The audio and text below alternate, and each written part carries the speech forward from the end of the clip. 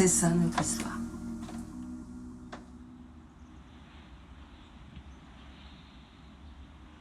J'ai rencontré Aline à Lille. On s'est rencontrés à 26 ans. À Lille, on habitait sur le même palier, les chambres de bonne. J'étais à l'école d'assistante sociale. On se recherchait pas tous les deux, mais on se rencontrait. On se croisait dans l'escalier. Il me fascinait, il était habillé tout en noir. La première chose que j'ai vue d'Aline, c'est sa culotte. En fait, elle montait l'escalier très court vêtue, enfin les filles étaient très court vêtues à l'époque. Mon regard l'a suivi et j'ai vu une petite culotte blanche qui montait les escaliers.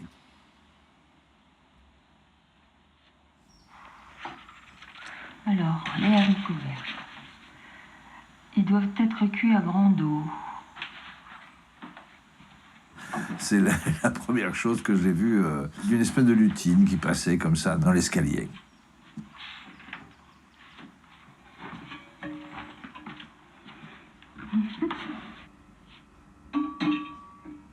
Année 69, année érotique. Je me suis beaucoup identifiée à Jane Birkin, bien que je n'ai pas le talent de chanter. Il a été attiré par moi.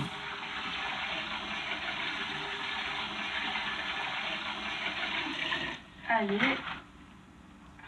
Elle ressemblait à Puck, un petit peu à l'amie d'Oberon et tout, mais en fille, en lutine, avec les oreilles presque un peu pointues, un grand chignon noir. Elle avait un aspect sauvage avec une grande bouche, des grandes dents souriantes, des yeux très noirs.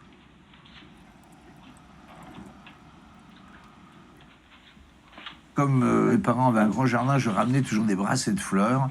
Elle me croisait avec des fleurs et un jour, on a parlé de Maupassant. J'ai été charmé par cette petite sauvageonne et je lui ai dit « Est-ce que tu veux m'épouser ?»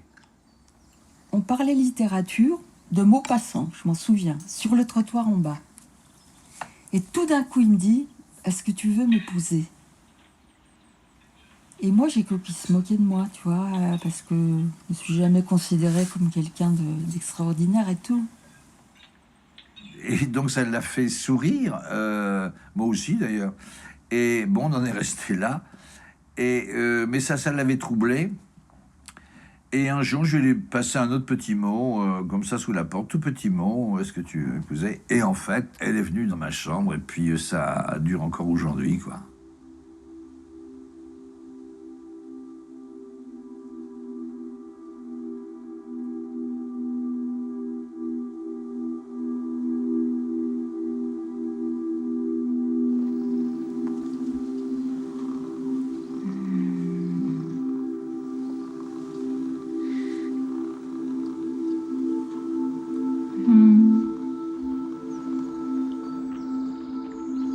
Il m'a glissé un petit papier sous ma porte. Et il m'a dit, je crois que ça pourrait marcher tous les deux. Et c'est ça qui m'a décidé. C'était pas une certitude, mais je crois que. Et là, j'ai pris ma décision.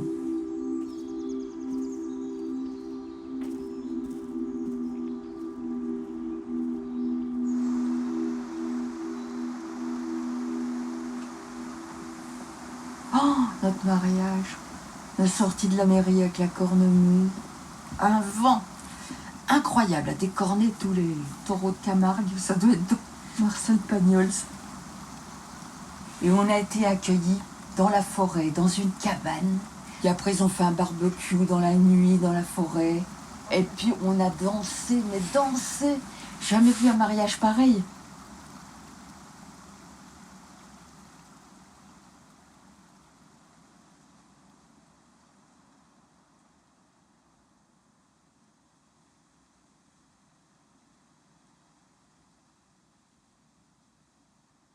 Aline avait un petit bébé dans le ventre. Il y avait notre fille, Capucine, la plus grande.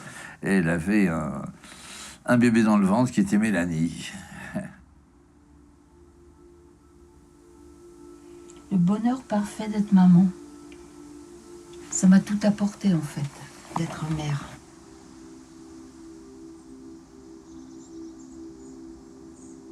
J'ai eu 3 filles avec Aline.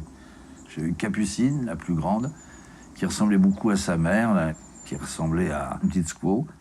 Après, il y a eu Mélanie qui me ressemblait beaucoup, qui me ressemblait surtout blonde avec des yeux. Enfin, moi, je suis pas blonde, mais elle était plutôt blonde, elle avec des yeux noisettes. Et ensuite, j'ai eu Charlotte, Abigail, Charlotte, Graziella Fanfan.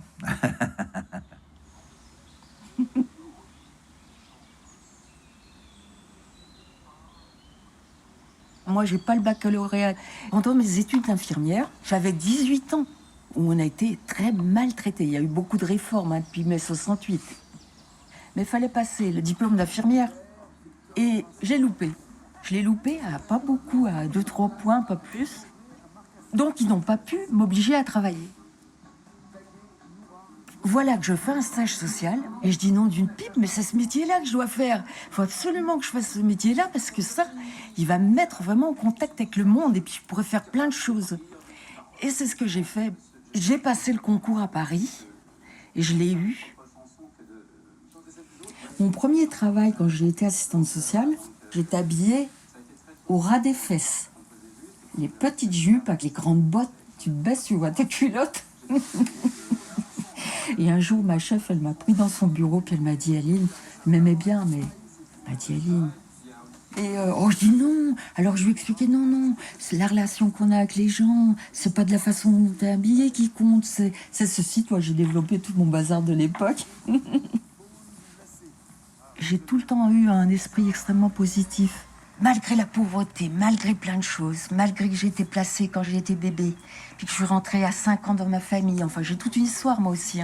Pour ça, je suis devenue assistante sociale auprès d'enfants qu'on mettait en placement par le juge. C'est pas un hasard si ce métier-là m'est apparu comme ça.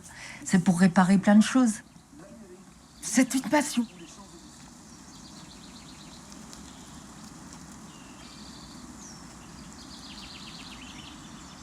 Moi, je suis né dans les Ardennes, qui est un pays de collines où il y a énormément de légendes.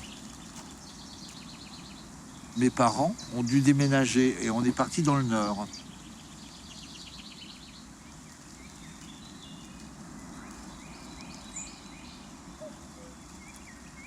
Le Nord a un paysage beaucoup moins marqué, beaucoup plus intimiste. Ce qui fait que le merveilleux, tu es un peu obligé de te pencher, d'aller chercher un paysage plus secret. Et j'ai été un peu orphelin de cette forêt légendaire. Donc j'ai recréé toute cette forêt dans mon jardin.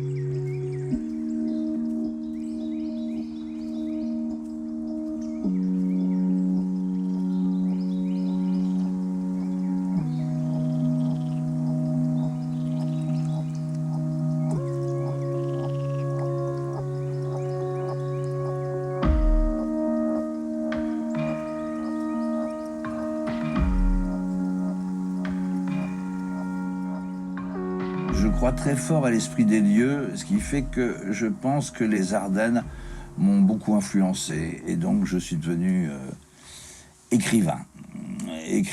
Mais écrivain avec une spécialité, puisque surtout, j'écris sur les fées, sur les elfes, sur le légendaire des saisons, mais aussi le légendaire de tous les légendaires, le légendaire des pirates, les contes...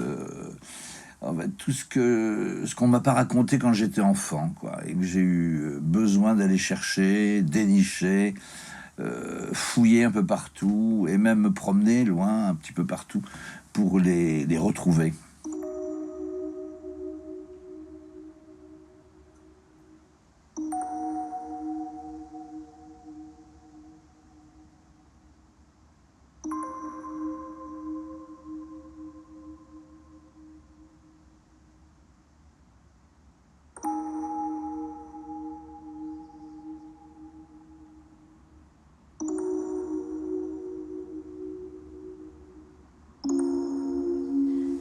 J'aime ce qu'il fait, ce qu'il écrit. j'aime pas trop le mot génie, mais de l'écriture quand même. Il me fait lire ce qu'il écrit. Moi, je suis toujours émerveillée.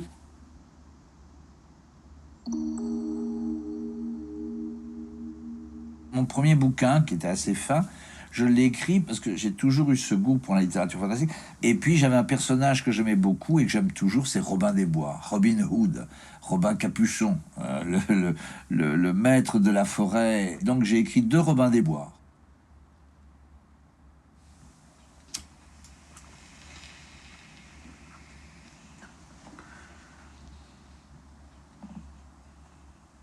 Écrire, c'est bien, j'aime bien tricoter mes mots les uns après les autres, mais aussi j'aime bien ce légendaire, le dessiner. D'ailleurs, quand j'écris, j'ai l'impression de dessiner, et quand je dessine, j'ai l'impression d'écrire. C'est un petit peu c'est un peu de la broderie, quoi. Parce que j'ai un autre truc.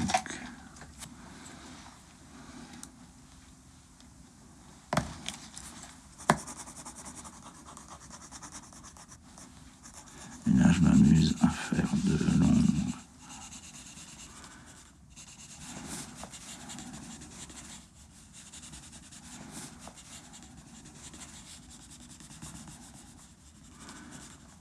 Mon métier, en fait, c'est un peu passeur de légende, je dirais, parce que les enfants ne connaissent plus leur patrimoine, toute cette culture régionale, leur merveilleux, leur légendaire, leur petite mythologie. Il n'y avait plus cette passation.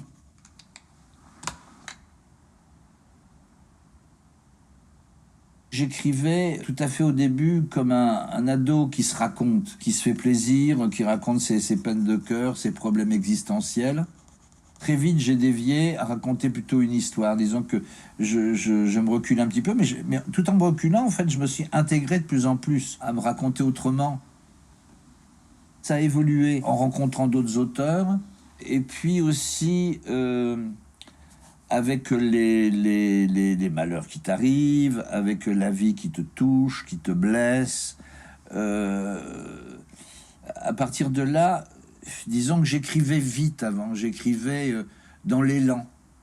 Et au fur et à mesure, disons que je me suis approfondi dans le mot. Je me suis rendu compte que le mot était très important. Si on en ajoutait trop, il se perdait dans la masse. Donc il fallait les choisir vraiment. Et oui, j'ai changé. Michel Lebris, d'ailleurs, avait vu et m'avait dit, tiens, depuis un moment bien défini, à la mort de ma fille, ton écriture a changé.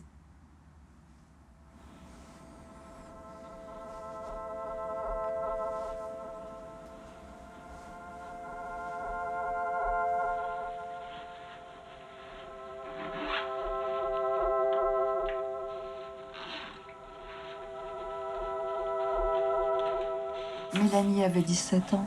Elle est morte le 14 mai 1993. Elle a eu un grand chagrin amoureux. Elle avait 25 ans. C'est lui qui l'a quittée. Elle ne l'a pas accepté. C'est une ado, elle avait que 17 ans. Je l'ai travaillé pour qu'elle accepte ça, qu'elle avait 17 ans. Qu'est-ce que c'était 17 ans? Elle allait en rencontrer des autres garçons.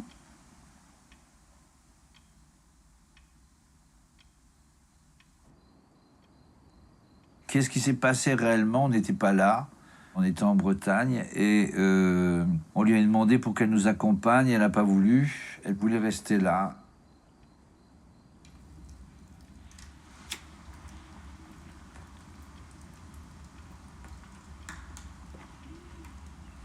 Elle n'est pas allée à l'école.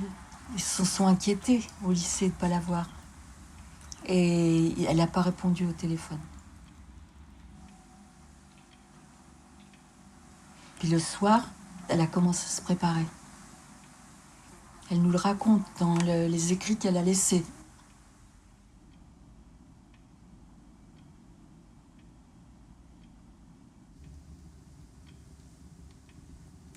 D'après sa lettre, c'est qu'elle voulait rester dans l'enfance. Elle avait eu une enfance rêvée.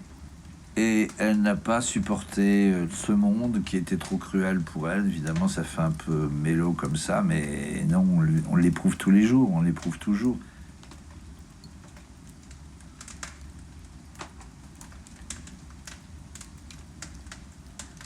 Ça tirait une balle dans le cœur.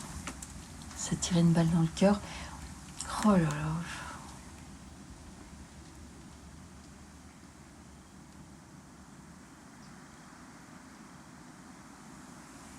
Je voulais pas la quitter la veille de son enterrement.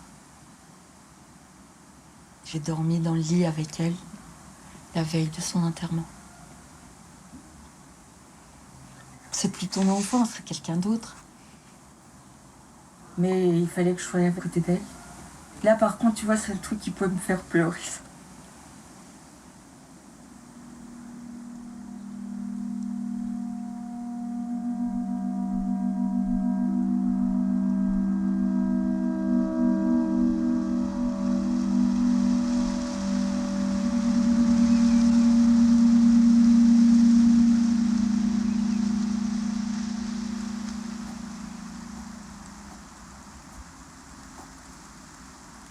C'est notre mois de mai, là. Elle est morte le 14 mai. C'est aujourd'hui, le 14 mai. Et elle a été enterrée le 19.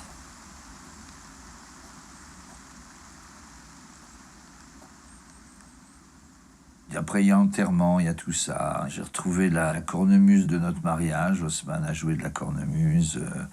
On a lancé 3 flèches. Une pour elle, une pour Aline et une pour moi. Et curieusement, la 3e flèche qu'on a lancée pour elle, on ne l'a pas vue partir. C'est Hervé Glo qui a lancé une flèche. Alors on a vu partir les 2 premières et la 3e pour elle, on ne l'a pas vue partir. C'est personne. Et on était nombreux dans ce cimetière, crois-moi. On était vraiment très très nombreux et personne ne l'a vue partir. Ni retomber, évidemment.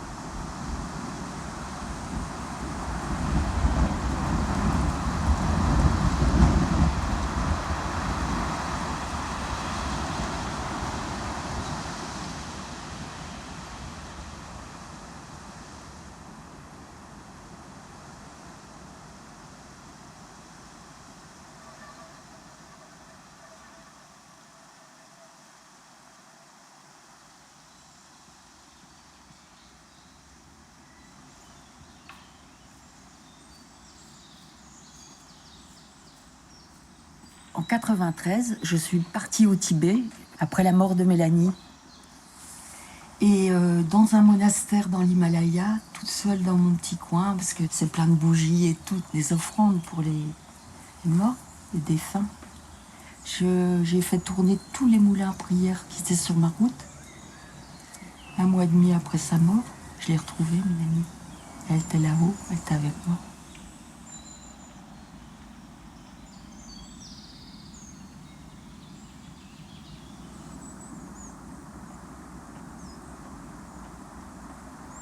C'est un reproche que tu te fais toute ta vie, ça te marque complètement, pour toujours.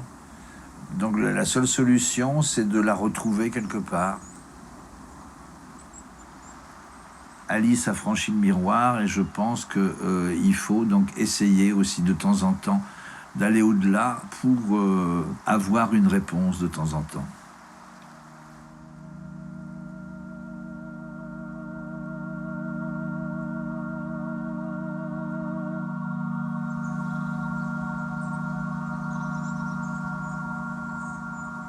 À mon retour, on devait aller mal comme tout. On devait être très très malheureux tous les deux. Et Pierre me dit, écoute, j'ai écrit quelque chose, mais je ne sais pas quoi.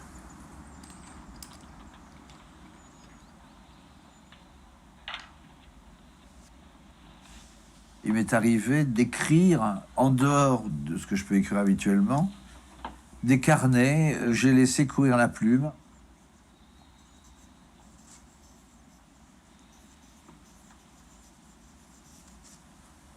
Il commence un carnet. Il écrit à sa fille Fée, Mélanie, fille Fée.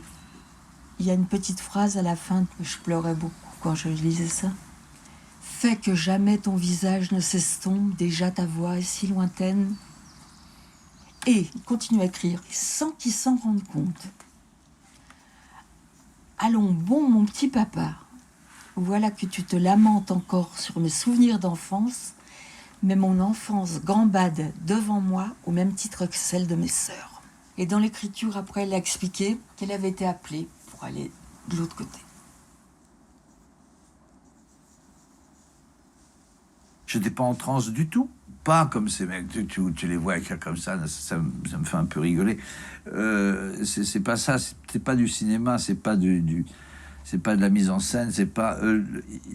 mon écriture, si tu veux, j'écrivais, je ne me le relisais jamais, et je donnais ces carnets à Aline, comme un intermédiaire, comme un passeur. Je vais passer des légendes d'un côté à l'autre, et là, j'avais l'impression aussi d'être une espèce de passeur.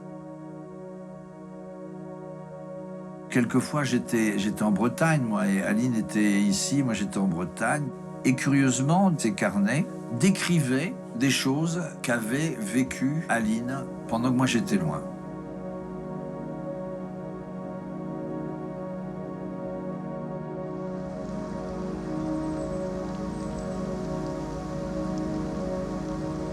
Alors, je ne suis pas du tout occultiste, donc je ne peux parler que d'une petite expérience. Ça me dépassait vraiment. J'étais en train de travailler autre chose, je faisais autre chose. Je regardais un film, et puis brusquement, il y avait une espèce de besoin de prendre un carnet et d'écrire.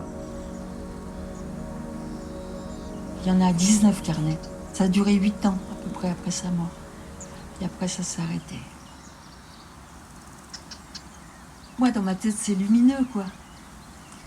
Mais c'est sûr que on me raconte ça alors que j'ai pas vécu ça, je comprendrais rien.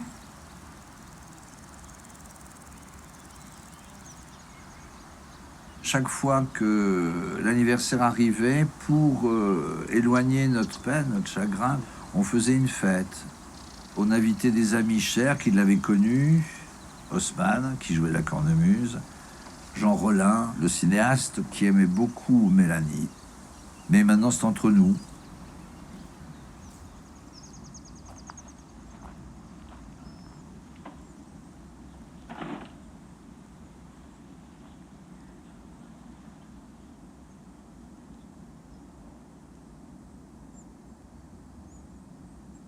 La peine, si tu restes toujours, mais elle s'estompe petit à petit, elle est remplacée par autre chose. Donc certains esprits cartésiens diront, bah oui, il a fait son deuil. Oui, mais c'est des esprits cartésiens qui disent ça uniquement. On ne fait pas son deuil. On ne fait pas son deuil, on ne fera jamais son deuil.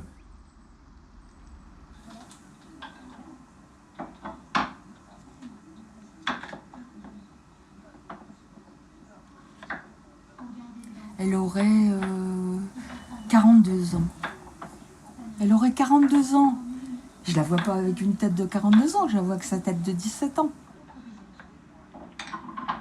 Elle dessinait, elle sculptait, toujours des personnages tourmentés. Elle était différente.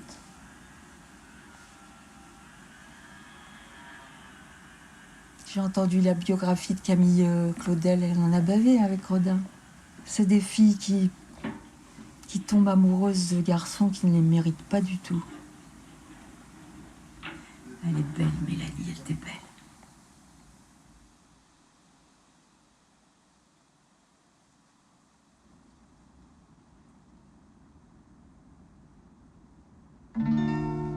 On est bien peu de choses et mon ami la rose me l'a dit ce matin. Alors je suis née, baptisée de rosée, je me suis épanouie heureuse et amoureuse, au rayon du soleil, me suis fermée la nuit, me suis réveillée vieille. Pourtant j'étais très belle, oui j'étais la plus belle des fleurs de mon jardin. On est bien peu de choses, et mon ami la rose me l'a dit ce matin. Vois le Dieu qui m'a faite, me fait courber la tête, et je sens que je tombe, et je sens que je tombe. Mon cœur est presque nu, j'ai le pied dans la tombe, déjà je ne suis plus.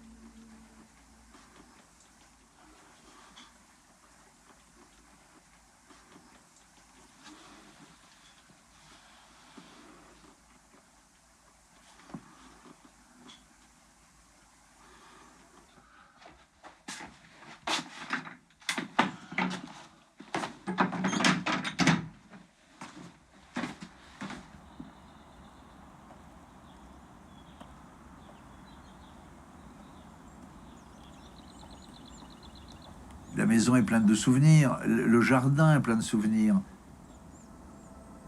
Quand Pâques arrive, je la vois avec ses sœurs aller chercher les œufs de Pâques dans le jardin, jouer dans les arbres, faire du parfum avec les roses, avec les pétales, quand elle joue à la poupée.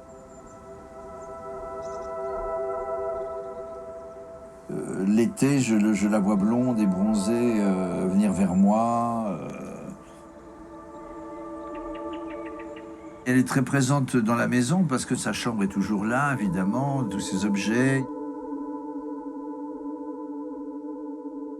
C'est imprimé dans les murs, dans chaque bouquin, dans chaque objet, il y a un rappel de Mélanie, quoi, de Lali. Elle est comme une espèce de petit esprit qui volette autour de moi et qui vient se poser sur mon épaule de temps en temps.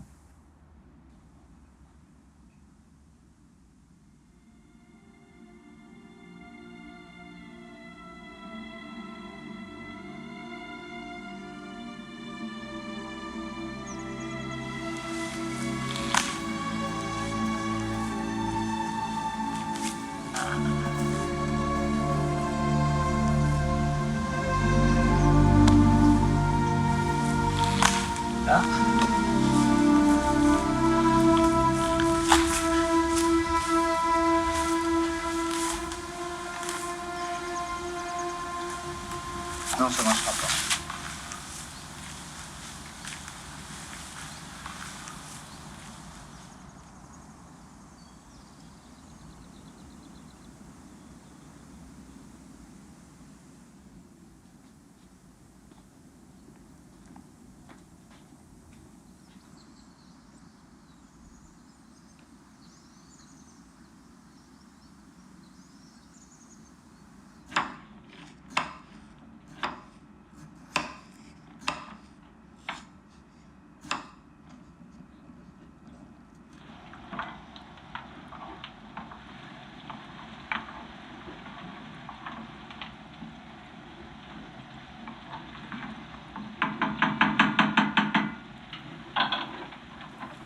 J'aime avoir l'âge que j'ai. Je ne voudrais jamais revenir en arrière. Ça y est, j'ai vécu ma vie. Je pense que j'ai pas fait de mal dans ma vie. J'ai plutôt fait du bien dans mon travail. Beaucoup de bien, les gens m'aimaient beaucoup. Et j'espère que c'est ma dernière vie, puisque les bouddhistes pensent que ta dernière vie, en fait, t'a permis de te racheter tous les fautes que tu avais pu faire dans tes vies précédentes.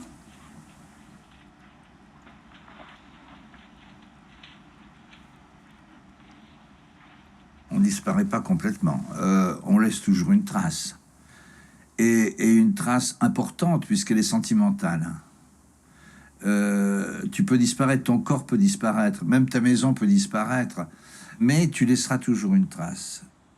Mon grand-père, mon arrière-grand-père a laissé une trace chez mes parents, puis ils m'ont légué cette trace, et je la donne à mes enfants. Et cette trace est là, elle est invisible, mais elle est profonde justement parce qu'elle est invisible. Elle n'a besoin de rien pour s'incarner en toi.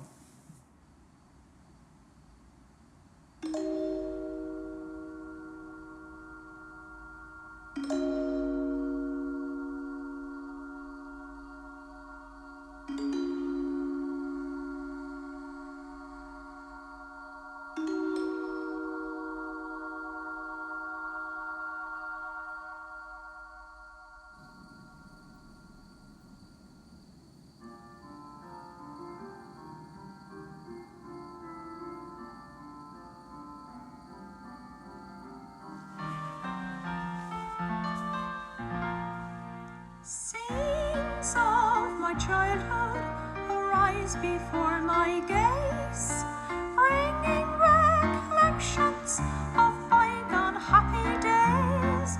And down in the meadow in childhood I would roam. No one's left to cheer me now within that good old home. Il y a une forme de bonheur que tu dois aller chercher chaque jour. Le chemin du bonheur se cherche, se trouve, plus ou moins tu le perds, tu le retrouves un peu plus tard. Tu passes le miroir, tu n'as pas besoin d'être un grand magicien, tu fais le pas qu'il faut, tout simplement, ou un regard ou une parole.